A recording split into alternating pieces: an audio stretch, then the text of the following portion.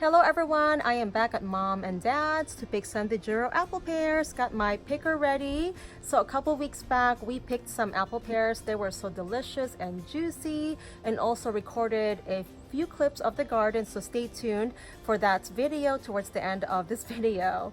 So let's get some apple pears and see how much we get. I think I'm going to be dehydrating some of these and freezing some for smoothies, and of course sharing with some family and friends. They're all right.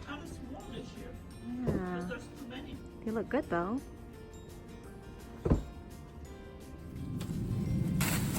Well, that works well. See? Oh, there's a big You can't one. reach it. Yeah. Oh, that one is a big one. That was a nice one. Look at that. It came right off. Ooh, nice. Check out the foliage on these blueberry plants. Look at all that, so beautiful. Now the reason why is because the plants start to break down the chlorophyll in the leaves, and this redistributes the nutrients back to the roots and the trunks of the plants as they go dormant for the fall and winter months. And the red pigment that causes the leaves to turn red is called anthocyanins, which is actually found in lots of fruits and vegetables that are red in color and are high in antioxidants. So these pears, or apple pears, are ready to be harvested. So we're going to pick a lot today. Got all of those. Okay, so there's my mom. She's getting some gardening stuff done, garden cleanup. So we'll be picking these apple pears. The other pears are going to be picked later. They're not quite ready yet. Is that yummy? She loves it. But anyways, here are some flowers. These are the hydrangeas. So I filmed that I think that was about 6 weeks ago when we last filmed a garden tour. So everything's just kind of dying back. I believe they are Japanese anemones. And there's her arbor that my dad built. And lots of flowers actually. Let's head up over here for a minute. So she's kind of moving things around because some of these are going to be taken indoors to overwinter, since a lot of these plants are not cold hardy or winter hardy. Celosia, hibiscus, looks like a lime tree. This one looks like another citrus or lime tree. Another hibiscus, I think that's phlox. A little sunflower plant, black-eyed Susans. So she has a jujube plant or fruit tree, looks like a pretty young one. Another hibiscus, such a pretty color. There's another hibiscus plant. We're gonna walk behind over here because I want to show you her Yuzu Citrus. So this is supposed to be a hardy citrus, and it's like a lime, in between a lime and mandarin. And she's got some fruits in there already. So this Yuzu Citrus tree is supposed to be hardy to 0 degrees Fahrenheit. Now this one here is really neat. This is called Australian finger lime, and she has a lot of fruits. See this? Those tiny little fruits. So this is going to be covered with fruits, and she's going to be taking this indoors to overwinter, but this is how they look like. So pretty neat looking.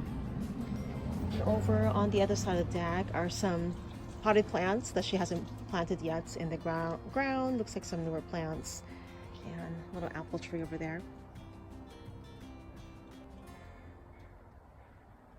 Okay. More flowers. This is Crossandra orange marmalade, and a gardenia. Smells so good. First love gardenia. First love gardenia. Here are 2 Gardenia topiary plants. This one has a lot of flower buds. The aroma is just terrific. It smells so good, you guys. So I cannot wait to see this one bloom. So it's gonna be really pretty. There's another view of the garden, or the backyard. And here are the fruit trees. That's where we were, so we're going to head back towards the side of the house. Just take a walk over here. This is where she has the blueberry shrubs and some hydrangeas. Watch your step, honey. So all the blueberries are gone, but they were full of blueberries. Our arbor and climbing rose. I think she actually harvested all of her tomatoes already. Rhubarb. Yeah, so everything's just dying back. It's almost fall. So now it's just going to be a lot of garden cleaning up. Oh, and remember this? This is the ground cover. The mint ground cover. It smells so good. Oh my goodness. Wonderful. Look at that. I want this in my garden. You can just walk on it barefoot and your feet will smell very good. Are you hopping?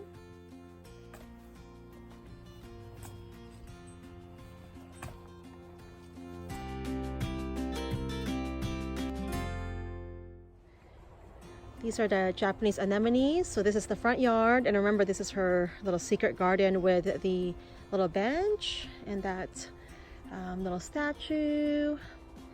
So most of the flowers have died back since it's almost fall. Keisha, did you see the bunny? And some shrubs. And a frog. And a frog. And this was her her little pollinator garden.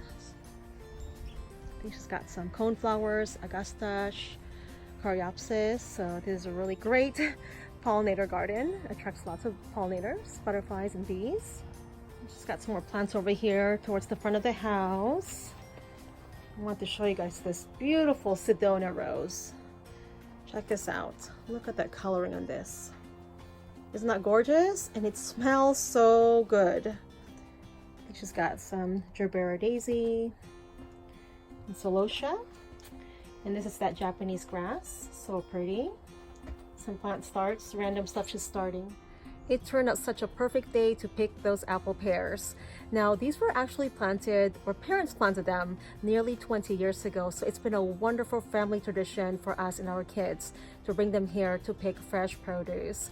And I hope that you guys are having a great fall season and fall harvest. And if you guys don't have your own fruit trees, check out your local farms. You can support them by picking your own produce and or fruits, and it's such a wonderful experience to do with the family. Thank you so much for joining me today, everyone, and I hope that you enjoyed the video, and I'll see you on the next one. Happy gardening!